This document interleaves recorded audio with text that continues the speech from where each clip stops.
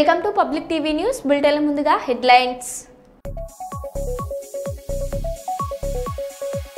Bharat గెలుపుతో దద్దరిల్లిన stadium.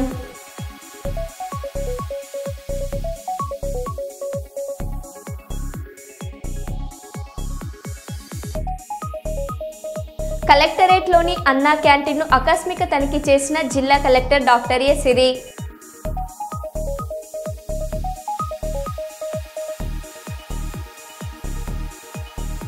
Sardar Vallabhbhai Patel జయంతి సందర్భంగా 2K run నిర్వహించిన మందమరి పోలీసులు.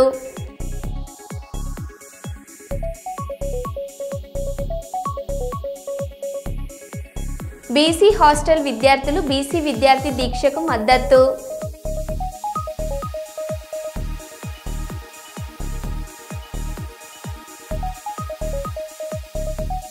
జూబ్లీహిల్స్ నియోజకవర్గంలో కాంగ్రెస్ ప్రచారం ముమ్మరం.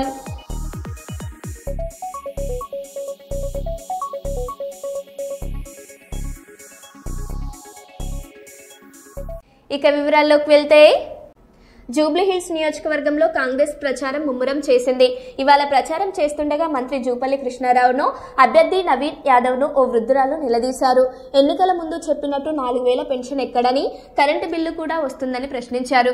ఎన్నికల సమయంలో ఓట్లు అడగడానికి వస్తారు కానీ మిగతా సమయంలో పట్టించుకోరా అని మంత్రిని అడిగారు.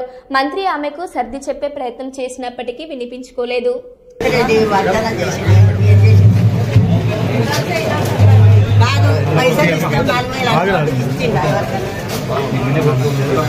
నాకు వినే పోలేదు చాలు. నేను అడిగినా నాకు అంతే మట్టుగా మేమేం అడగలేదు. నేను ఇయ్యాలి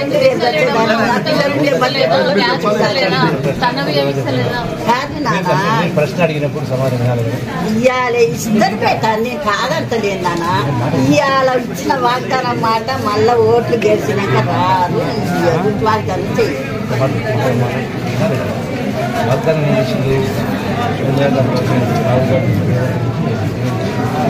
కాంగ్రెస్ పార్టీ రెండవది రేషన్ కార్డు ఇస్తాము.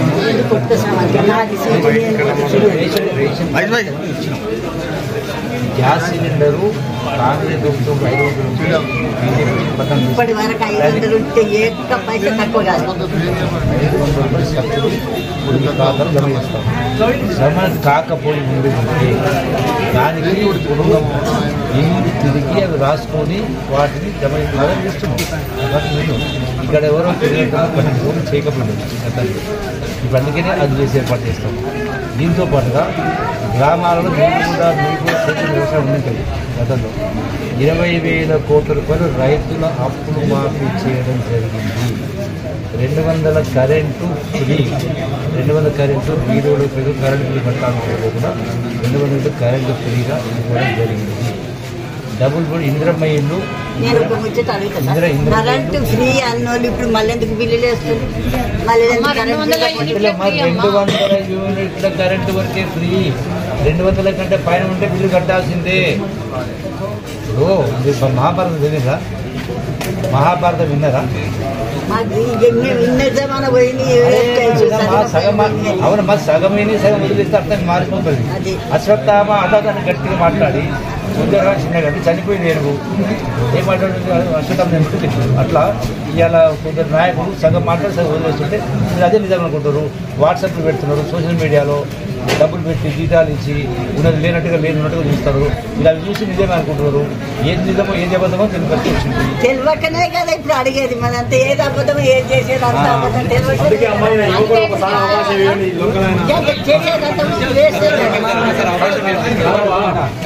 కేసీఆర్ 10 పరిపాలన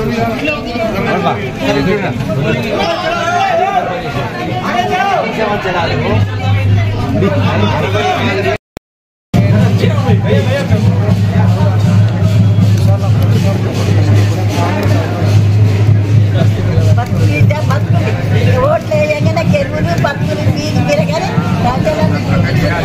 ప్రజలను చేసేటప్పుడే. మొంతా తుఫాన్ కారణంగా రైతులు తీవ్రంగా నష్టపోయారని వైసీపీ అధినేత జగన్ అన్నారు. ప్రస్తుత కూటమి ప్రభుత్వ హయాంలో ఇన్పుట్ సబ్సిడీ, ఉచిత పంట బీమా, గిట్టుబాటు ధర వంటివి కల్పించకపోవడంతో రైతులు నష్టపోతున్నారని విమర్శించారు. ఇవాళ పార్టీ నేతలతో ఆయన వీడియో కాన్ఫరెన్స్ నిర్వహించారు. ఈ సందర్భంగా వారు మాట్లాడుతూ 15 లక్షల ఎకరాల్లో పంటలు దెబ్బతిన్నాయని అన్నారు. ఎన్యూమరేషన్ సమయంలో రైతులకు నష్టం జరగకుండా వారి తరపున నిలబడాలని నేతలకు సూచించారు. పంటల బీమా ఎత్తేసినారు. ఏ పంటకు కూడా గిట్టుబాటు ధరలు రాని పరిస్థితిలో రైతు తీవ్రంగా ఈ 16 నెలలు 17 నెలలు చంద్రబాబు నాయుడు గారి పాలనలో నష్టపోయిన పరిస్థితులు మనం చూస్తూ ఉన్నాం. ఇవన్నీ మ్యాన్ మేడ్ కెలామిటీస్. నిజంగా ఉచిత పంటల బీమా చూస్తే మన హయాంలో అప్పట్లో దాదాపుగా గమనించినట్టయితే మన హయాంలో 7,800 కోట్ల రూపాయలు ఉచిత పంటల బీమా కింద మనమే ప్రభుత్వం తరపునే మనమే రైతులు రూపాయి కట్టాల్సిన పని లేకుండా మనమే ప్రతి ఎకరాకు ఈ క్రాప్ చేసి 54,55,000 మంది రైతులకు తోడుగా నిలబడుతూ దాదాపుగా 7,802 కోట్ల రూపాయలు మనం ఖర్చు చేసి మనం రైతులకు ఇన్సూరెన్స్ సొమ్ము ఇప్పించగలిగాం. ఈరోజు పరిస్థితి ఇంత దారుణంగా ఉంది. ఒకవైపున ఇవన్నీ మ్యాన్మేడ్ తప్పిదాలు ఇన్ని కనిపిస్తూ రైతు తీవ్రంగా నష్టపోయిన పరిస్థితులు ఒకవైపున కనిపిస్తూ ఉండగా, మరోవైపున ఇటువంటి సైక్లోన్ రూపేణ జరిగిన నష్టం, ఇలాంటి సైక్లోన్ రూపేణ జరిగిన నష్టాల మధ్య మనం రైతుకు ఎక్కడ తోడుగా ఉండగలుగుతాము అని అంటే ఎన్యూమరేషన్ అన్నది ప్రభుత్వం చేతులకు తీసే కార్యక్రమం చేయకుండా ఆ ప్రతి గ్రామంలోనూ కూడా వైఎస్ఆర్సీపీ నష్టం జరిగిన ప్రతి గ్రామంలో కూడా ఎన్యూమరేషన్లో ఏ ఒక్కరికి కూడా నష్టం జరగకోకుండా వాళ్ళ తరపున వాయిస్ ఇవ్వగలగడం, వాళ్ళ తరపున మనం ప్రభుత్వం మీద యుద్ధం చేసైనా సరే వాళ్లకు రైతుల తరపున మనం తోడుగా నిలబడడం, ఇది ఖచ్చితంగా రైతుల తరపున మనం చేయాల్సిన కార్యక్రమం. మీ ప్రాంతాలలో మన కోఆర్డినేటర్లు, అసెంబ్లీ కోఆర్డినేటర్లు ఎక్కడెక్కడే అసెంబ్లీ కోఆర్డినేటర్లు అందరూ కూడా చురుగ్గా పాలుపంచుకుంటా ఉన్నారు. మనం ఇచ్చిన పిలుపు మేరకు, మీరు కోఆర్డినేట్ చేసిన తీరు మేరకు వీరంతా కూడా పలు కార్యక్రమాలలో ఇప్పటికీ అందరూ కూడా. బాపట్ల జిల్లా పాట్చూరులో భారీ వరద కారణంగా హోసన్న ప్రార్థన మందిరంలో చిక్కుకుపోయిన 15 మందిని ప్రాణాలకు తెగించి మరీ కాపాడిన స్థానికులకు రెస్క్యూ బృందాన్ని మనస్ఫూర్తిగా అభినందిస్తున్నాను. సమాచారం అందుకున్న వెంటనే స్పందించి 15 నిమిషాల్లో అక్కడకు చేరుకొని వరద నీటిని లెక్క చేయకుండా 15 మందిని రక్షించిన ఆ బృందానికి అభినందనలు తెలియజేస్తున్నానని, ఈ రెస్క్యూ బృందం సాహసం మరవలేనిదని అన్నారు.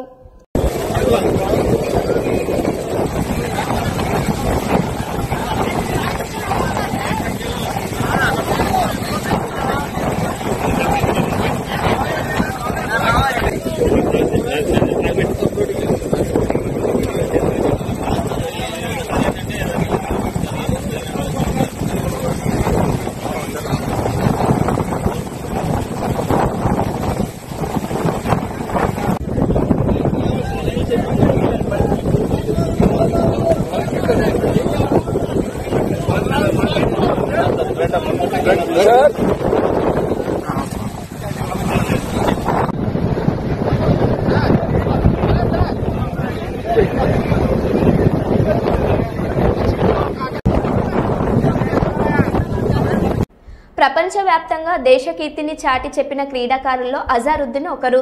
దేశ క్రికెట్ జట్టుకు సుదీర్ఘకాలం కెప్టెన్ గా వ్యవహరించిన అజారుద్దీన్ దేశానికి ఎంతో సేవ చేశారు.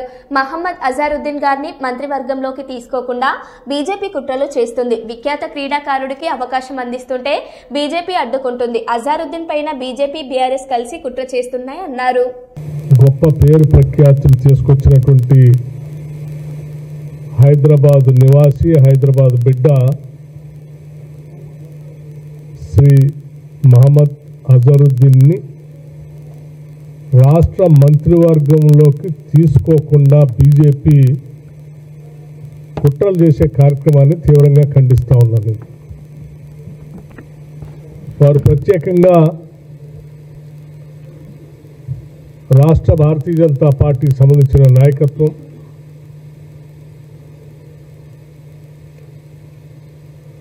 Chief electoral officer Telangana state హైదరాబాద్కి ప్రత్యేకంగా ఒక లేఖ రాసి అజరుద్దీన్ గారిని రాష్ట్ర కేబినెట్లోకి కాంగ్రెస్ పార్టీ ఆలోచన మేరకు ప్రభుత్వంలోకి ఆయన మంత్రివర్గంలో తీసుకుంటున్నారు అని పత్రికల ద్వారా తెలిసింది.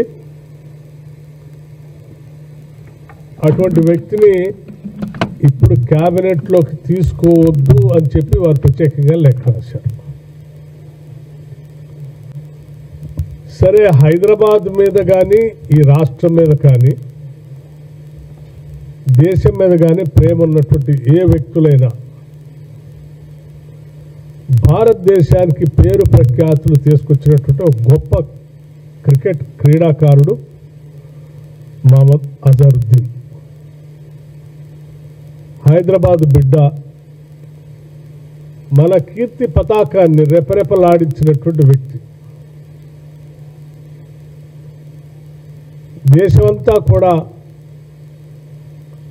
అజరుద్దీన్ అంటే ఈ దేశ ఔన్నత్యాన్ని, దేశ ప్రతిష్టని ప్రపంచ పటం పైన నిలబెట్టినటువంటి గొప్ప క్రీడాకారుడని పొగుడుతూ ఉంటారు. అటువంటి కీర్తి ప్రతిష్టలు దేశానికి, ప్రత్యేకంగా తెలంగాణ రాష్ట్రానికి తీసుకొచ్చినటువంటి అజరుద్దీన్ని ఎవరైనా మంత్రివర్గంలో తీసుకొని గౌరవిస్తూ ఉంటే సాదరంగా స్వాగతించి అభినందించాల్సింది పోయి అటువంటి వ్యక్తిని తీసుకోవద్దు అని చెప్పి లేఖ రాయటం అనేది నిజంగా చాలా దురదృష్టకరమని ఈ సందర్భంగానే మనం చేస్తూ దీన్ని తీవ్రంగా ఖండిస్తూ ఉన్నాం కూడా. తెలంగాణ మహబూబాబాద్ ప్రభుత్వ జనరల్ ఆసుపత్రిలో బతికుండగానే ఓ వ్యక్తిని మార్చురులో పెట్టి తాళం వేసిన ఘటన వెలుగులోకి వచ్చింది. చిన్నగూడూరుకు చెందిన టాక్సీ డ్రైవర్ రాజును గుర్తు తెలియని శవమని భావించి రాత్రంతా మార్చుల్లో ఉంచారు. ఉదయం స్వీపర్ గమనించి పోలీసులకు సమాచారం ఇవ్వడంతో వారు అతన్ని బయటకు తీసి ఆసుపత్రిలో చేర్పించారు. అటెండర్ ఆధార్ కార్డు లేదనే కారణంతో వైద్య సిబ్బంది అడ్మిట్ చేసుకోలేదని తెలుస్తుంది. దీనిపై స్థానికులు ఆగ్రహం వ్యక్తం చేస్తున్నారు. ఈ క్యాంటీన్ కాడ పడుకుంటున్నా, 3 రోజులు పడుకున్నా. అయితే నాకు ఇది తొండి లేవట్లేదు కాబట్టి ఆటోమేటిక్గా మూత్రం వచ్చిందంటే తెలుస్తుంది. పాయింట్లోనే పోతున్నా.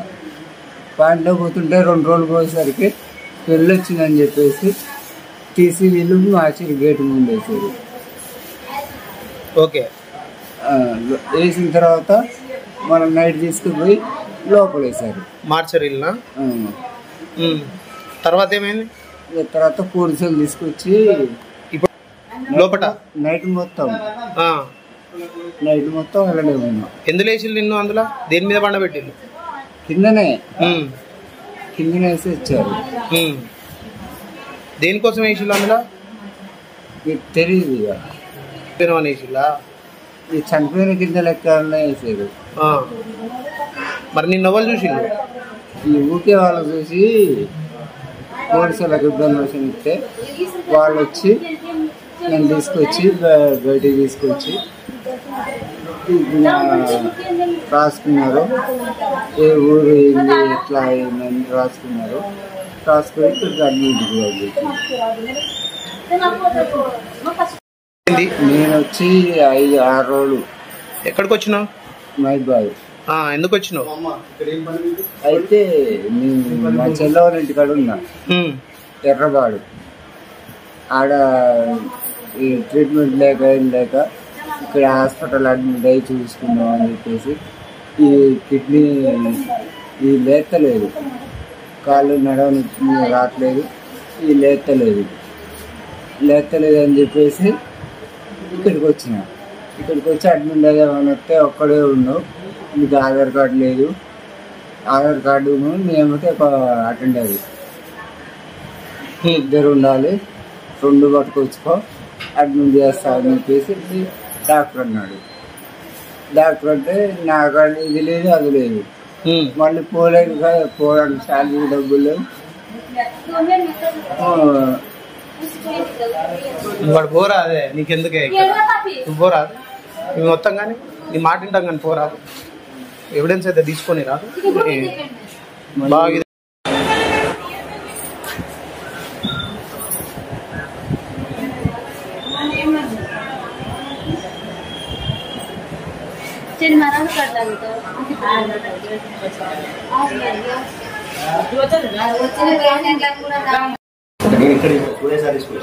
పర్లేదే, అసలు ఏం జరిగింది అనేది విషయం చెప్పు అంతే.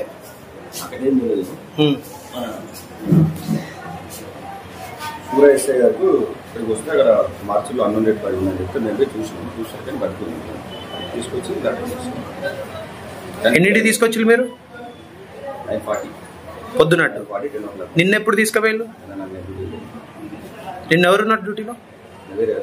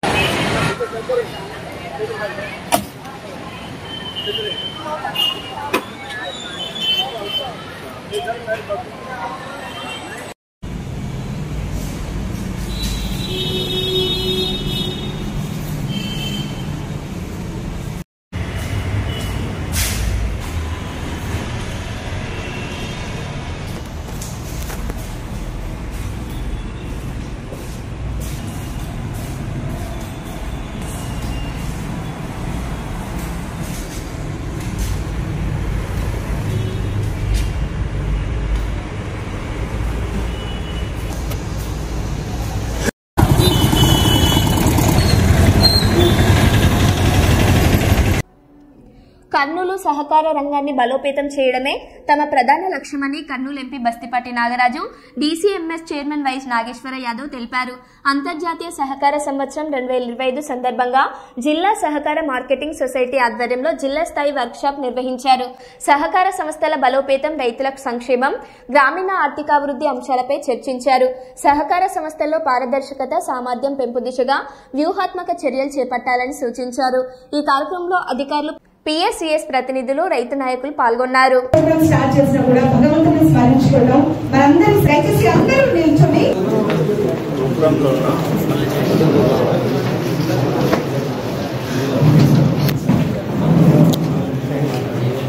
భాగంగా డీసీఎంఎస్ నిర్వహించబడుతూ మన గౌరవనీయ ప్రియతమ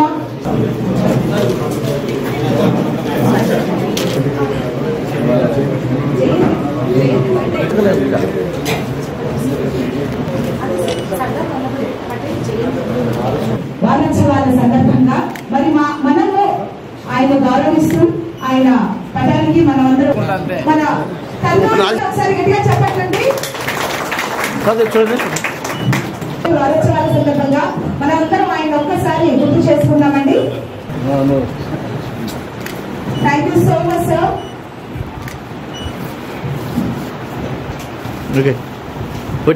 ఓకేనండి, సో ఇంకా మన మీటింగ్ మొదలవుతుంది.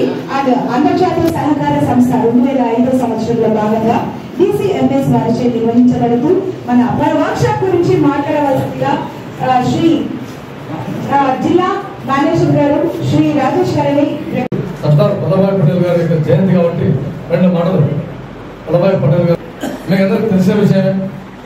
ఎందుకంటే ఈ నిజాం ప్రభుత్వం మేము సపరేట్ గా పరిపాలిస్తాం, లేదంటే పాకిస్తాన్ కల్పిస్తా అంటే కూడా సర్దార్ వల్లభాయ్ పటేల్ గారు ఆ రోజు గట్టిగా ముఖ్య సంకల్పంతో పట్టుబట్టి మరి ఈ సంస్థానాన్ని కైవసం చేసుకుని భారతదేశంలో లీనం చేయడం జరిగింది. అందులో భాగంగానే ముఖ్య మనిషి అని చెప్పేసి ఆయనకు పేరు రావడం జరిగింది. కాబట్టి ఆయన గురించి మనం ఎంత మాట్లాడినా తక్కువనే. ముఖ్యంగా ఆయన చెప్పినటువంటి సమైక్యత, సమగ్రత అనే అంశాలను మనం కూడా ప్రతి ముఖ్య పౌరుడు, భారతదేశ పౌరుడు మనం చేసేటువంటి వ్యవస్థలో, మనం చేసేటువంటి కార్యక్రమంలో దాన్ని అన్వయించుకోవాలి. అందులో భాగంగానే ఇందాకనే భక్తులు చాలా మంది చాలా రకాలుగా చెప్పారు. డిసిసిబి గురించి నేను, ఎందుకంటే నేను కూడా ఒక రైతు కుటుంబం నుంచి వచ్చినటువంటి వ్యక్తినే. వాస్తవంగా నేను బాల్యదశలో కూడా నా చిన్నతనంలో మా ఫాదర్ ఒక రైతే కాబట్టి ఆయన బుక్కులు తీసుకొని ఆ విత్తనాల కోసం పోతుంటే ఆయన వెంటపడినటువంటి వ్యక్తి నేను కూడా. ఒకప్పుడు ఆడవై లైన్లో పెట్టినప్పుడు వస్తాయి. ఈ సంస్థను ఏ విధంగా డెవలప్ చేసుకోవాలని చాలా ఇంపార్టెంట్. ఇందాక చాలా మంది చాలా సమస్యలు చెప్పారు. మన గౌరవ ముఖ్యమంత్రి వర్యులు చంద్రబాబు నాయుడు గారు తరం పర్యటనలో భాగంగా రైతు మార్కెట్ సందర్శించడం జరిగింది. అంటే మీకు తెలియని విషయం చెప్పాలి కాబట్టి సందర్భం, ఆ రైతు మార్కెట్లో పొరలు అమ్మేవాళ్ళు కూడా ఒక చోట ఒక షాప్లో పెడతా ఉంటే గౌరవ ముఖ్యమంత్రి వర్యులు స్వయంగా ఆ స్టాల్లోకి వెళ్ళి ఆ పొరలు పట్టుకుని చూడాలి. ఎందుకంటే ఇందాక వారు పొరల గురించి చెప్పారు కాబట్టి దాని గురించి సందర్భం వచ్చింది కదా. ముఖ్యమంత్రి గారు స్వయంగా పొరలు పట్టుకుని ఈ విధంగా పొరలను మార్కెటింగ్ చేయాల్సిందే ఖచ్చితంగా. ఎందుకంటే ఇప్పుడున్నటువంటి జీవన శైలిలో షుగర్ పేషెంట్స్ ఎక్కువైపోయినారు కాబట్టి మన పాత్ర రోజు మాదిరిగా అరికెలు, ఈ కొర్రలు, ఈ జొన్నలు ఇవన్నీ చాలా ఇంపార్టెంట్. దీనిని పండించే దిశగా ఉన్నటువంటి ప్రాంతాల్లో ఖచ్చితంగా ప్రొక్యూర్మెంట్ చేద్దామని చెప్పేసి స్వయంగా ముఖ్యమంత్రి వర్యులు మన కర్నూలు రైతు బజార్లో సి క్యాంప్ సెంటర్లో చెప్పడం జరిగింది. కాబట్టి ఈ అంశాన్ని ఈరోజు చెప్పారు కాబట్టి ఈ అంశాన్ని ఈ కొర్రలు అయితేనేమి, అరికెలు అయితేనేమి, సజ్జలు అయితేనేమి, జొన్నలు అయితేనేమి ఇవంతా ఒక స్టేట్మెంట్ తయారు చేసిన మనం కూడా ముఖ్యమంత్రి దృష్టికి తీసుకుపోతున్నామని చెప్పేసి మీకు ఈ సమావేశంగా తెలియజేస్తా ఉన్నాం. మనమందరం కలిసి కరెక్ట్గా సహకార వ్యవస్థ వచ్చినప్పటి నుంచి కూడా మరి ఈ సంస్థ ద్వారా పేద రైతులకు కానీ పేద ప్రజలకు కానీ సహాయ సహకారాలు అందించి వాళ్ళలో మనమందరం మమేకమై మనమందరం రైతు బిడ్డలు కానీ ఈ సమస్యలకు వచ్చాము. మరి రైతు బిడ్డలు కానీ దీన్ని డెవలప్ చేయాలనే ముఖ్య ఉద్దేశంతోనే మనమంతా పనిచేస్తున్నాం. అందుకోసమే ఇంటర్నేషనల్ లెవెల్లో దీన్ని ఒక భావించి మొదటగా ఆయనకి మనందరి తరఫున పెద్దల గౌరవనీయులు గారైన శ్రీ బస్వాడి నారాయణ గారికి ప్రత్యేక నమస్కారాలు తెలియజేసుకోవచ్చు. మరి మాతో పాటు వేదికలు అలంకరించిన మరి శ్రీనివాస్ గారు ఏపీసీ బోర్డు దేశంలోని అన్ని వర్గాలను ఐక్యం చేసి దేశ ఉన్నతికి పాటుపడిన మహనీయుడు సర్దార్ వల్లభాయ్ పటేల్ అని రామగుండం సిపి అంబర్ కిషోర్ జూ అన్నారు. ఈ మేరకు జాతీయ ఏక్తా దివాస్ సందర్భంగా రామగుండం పోలీస్ కమిషనర్ కార్యాలయంలో జరిగిన యూనిటీ ఫర్ రన్ కార్యక్రమంను సినీ నటుడు సాగర్తో కలిసి శాంతి కపోతాన్ని ఎగురవేసి ప్రారంభించారు. ఈ సందర్భంగా ఆయన మాట్లాడుతూ భారతదేశ అభివృద్ధికి అన్ని వర్గాల ప్రజలు సహకరించాలని అన్నారు. దేశంలో ఉన్న విభిన్న వర్గాల ప్రజలను ఏకతాటిపై తీసుకొచ్చి దేశ ఔన్నత్యాన్ని చాటారని కొనియాడారు. ఈ సందర్భంగా కమిషనర్ కార్యాలయం నుండి రాజీవ్ రహదారిపై యూనిటీ ఫర్ రన్ ర్యాలీ నిర్వహించారు. ఈ కార్యక్రమంలో పెద్ద ఎత్తున పోలీసులు సిబ్బంది పాల్గొన్నారు.